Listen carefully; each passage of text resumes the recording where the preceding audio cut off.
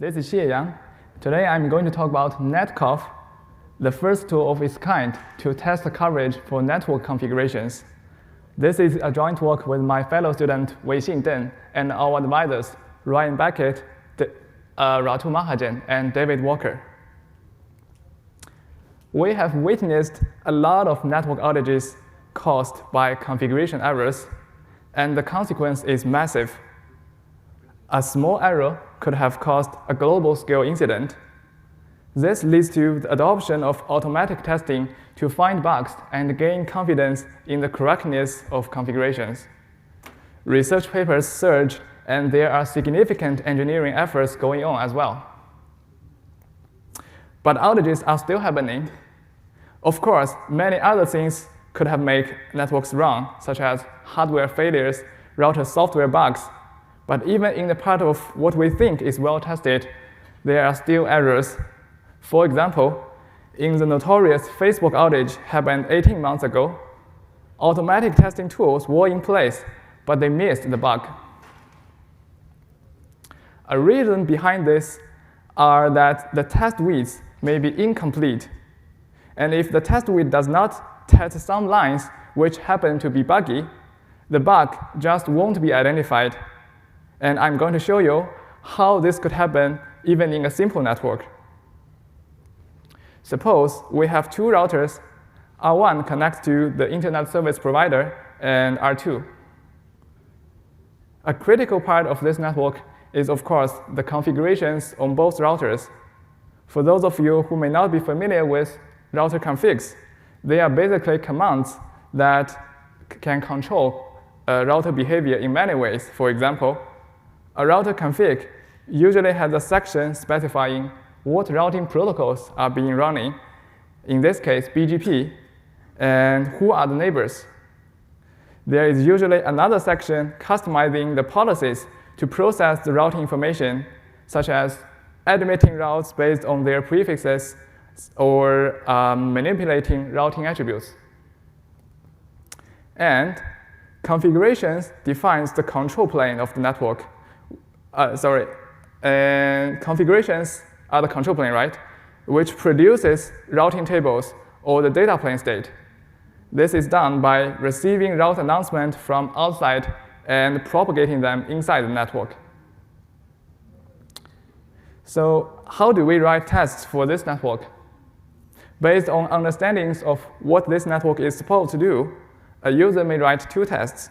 The first one checks R1's BGP peers contain both R2 and ISP. And the second one verifies symbolic reachability between R2 and ISP for any packets in header space. This is how tests are usually developed in real world as well. It all depends on users' personal experiences and understandings about the network. Now, this test width is fairly good. We have ensured that the BGP peering is configured and the reachability to ISP is good. However, this test width did miss a bug. This routing policy term on R1 is supposed to deny any route that overlap with internal IP addresses, but it is doing the opposite due to a typo. This bug is serious because when we receive a route announcement to these addresses, IP conflicts will happen and our hosts with these IPs will be unreachable. To be able to find this bug, we must have this policy term tested. An example test would be evaluating the policy with inputs that have internal prefixes and make sure they are rejected. Hopefully, this example gives you some flavor that, given a network and a test width, it is not straightforward for users to decide whether it is complete or what else should be tested. Now let's think beyond this toy example. Network engineers' daily job is to ensure the reliability of networks like this. These are hyper-scaled networks, super complicated.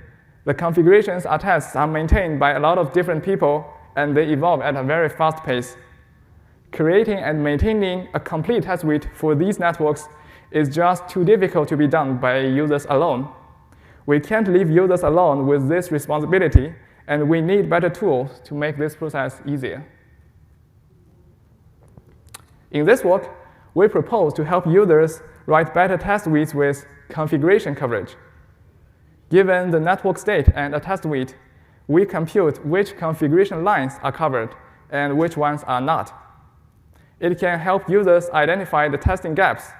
With that knowledge, it is much easier for them to come up with new tests that fix the testing gaps. This will effectively improve the test suite, which in turn will improve the reliability of the network. Next, I'll introduce how we define configuration coverage. Network tests come in two main types. The first type directly analyzes configurations. For example, test 1 examines BGP peer configurations on R1, which corresponds to line 1 and 2, as highlighted here. We define lines directly analyzed by tests as covered, no problem. The real challenge comes from the second type of test, or data plane test. Instead of directly analyzing configurations, they test the data plane states. In other words, they test the output of configurations, right? When you check reachability, you are not reading the configurations, but the routing table entries. Data plane tests are used a lot in network testing, so when defining configuration coverage, we wanted to support them. We think that by testing a data plane state, we are indirectly testing the configuration lines that contribute to the production of this state. We define the contributor lines as the coverage. We then need to define who are the contributors of a data plane state. In a distributed control plane, a piece of routing information is shaped by each and every hop that it traversed. In this example, a route is propagated from left to right. Router 1, 2, and 3 have policy terms that add community tags to this route, which are used by router 4 to admit routes. If this route is tested on router 4, the local policy term is, of course, a contributor because it is used to admit the route. But beyond that, we find the policy terms on the 3 previous hops just as important as the local one. If they haven't added tags along the way, the tested route won't exist, right? So we define contributors as lines who are critical to the existence of a data plane state, regardless of its local or non-local. Therefore, the key problem in this work is to efficiently map any given data plane state back to its contributors. This is a provenance tracking problem.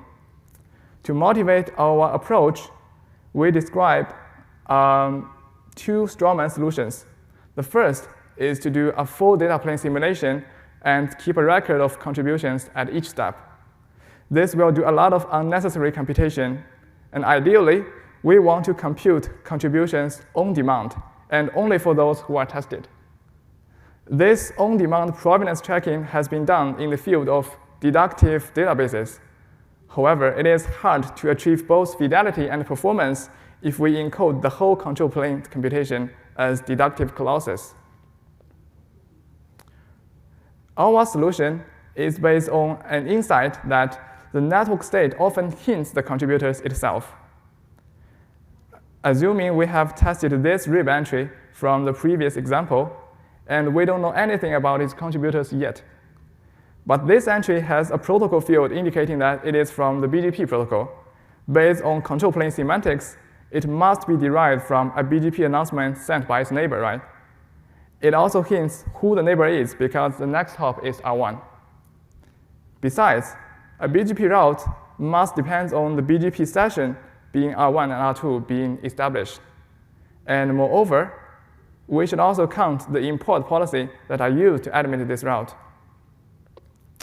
Further, we can keep working back and find the grand contributors of these first-level contributors. For example, the BGP announcement must come from the BGP route owned by the neighbor, and the BGP session must come from the BGP peer configurations at both ends of the session. In this way, we can infer the contributions on demand, which means that we work backwards from a tested data plane fact, step by step, and ultimately discover all of its contributors. As you may have noticed, This forms a graph structure. The edges are contribution relations, and the graph nodes are data plane states, configuration elements, and some auxiliary data structures that bridges the configurations. This is the core idea of our approach.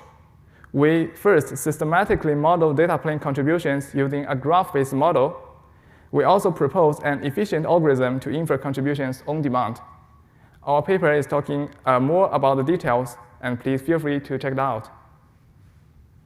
We designed our tool to take configurations, data plane states, and test traces as input.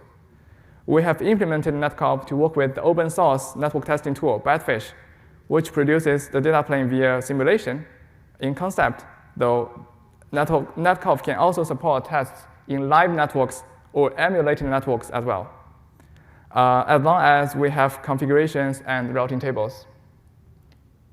Here's a demo of coverage results produced by NetCov. The visualization is based on open source code coverage tool, LCOV. We are showing total lines versus tested lines listed on the top right of this report, as well as the overall coverage rate. And if we navigate into this directory of configurations, we can also see the coverage for the individual router configuration. What's the coolest is that when we navigate into a source file, we can view coverage results as colored annotations on sources. It is very convenient then to view and figure out whether the lines you care about is tested or not, or find any surprising testing gaps.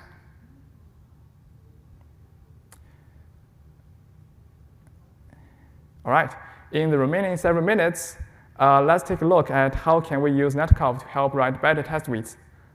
The network we study is the Internet 2 National Backbone Network. It has 10 BGP routers and over 90,000 lines of configurations. We adapt from the route views dataset to know the route announcements received from more than 200 external peers. So how would you test this network? And prior work called Bagpipe proposed 3 verification properties for this network, and we adapt them into tests using the Badfish APIs. The block to external test checks that if a BGP route had a specific community tag, they may not announce it to any external peers. And the second test, no Mahajan, checks that if a received BGP announcement had specific prefix in the Mahajan's space, they may not be accepted. And the third one checks that if multiple routes to the same destination were accepted from multiple external peers, the AS may not select the one from a less preferred one. These 3 tests consider the BGP routing behavior from 3 different aspects. So how well are the configurations being tested? Let's see what NetCov tells us. So the 3 tests collectively covered only 26% of the lines that are supported by NetCov. The 3 individual tests covered 0.6%, 0.9%, and 24% respectively, which means that the majority of the configurations are being completely untested. If this low coverage is a surprise to you as well, you may want to play with NetCov on your own networks in case they are also under-tested and vulnerable to bugs. But don't worry, NetCov can help. Here's an example. The no Mahajan test about import policies, it is about the import policies of Internet 2. So we look at the import policy to find testing gaps. By viewing this result, we immediately figure out that it is only testing 1 out of 5 terms of the import policy. And the other 4 terms, which corresponds to other 4 classes of forbidden traffic, remain untested. Based on this knowledge, we immediately know that we can add a new test to check that Internet 2 should also reject this traffic, which can make this import policy fully covered. In our study, we made 3 attempts similar to this, which improved coverage from 26% to 43%. It is far from perfect, but for a network with over 19,000 lines, we can expect to have complete testing with just 6 tests. With NetCov, we now have the visibility to our progress for the first time and a viable path towards 100%. All right, to conclude, complete network testing is hard by users alone, and it is impairing the reliability of the network. To this end, we define and compute configuration coverage. A key problem here is to efficiently map data plane state back to contributor lines, and our approach is via a graph-based model and an efficient algorithm to infer contributions on demand. And finally, we show that with NetCov, we can provide feedback to make network tests more complete. Our tool is available on GitHub and can be easily installed via pip install NetCov. You are welcome to explore it and send us your feedback. I'll stop here. Thank you for listening, and please feel free to ask questions.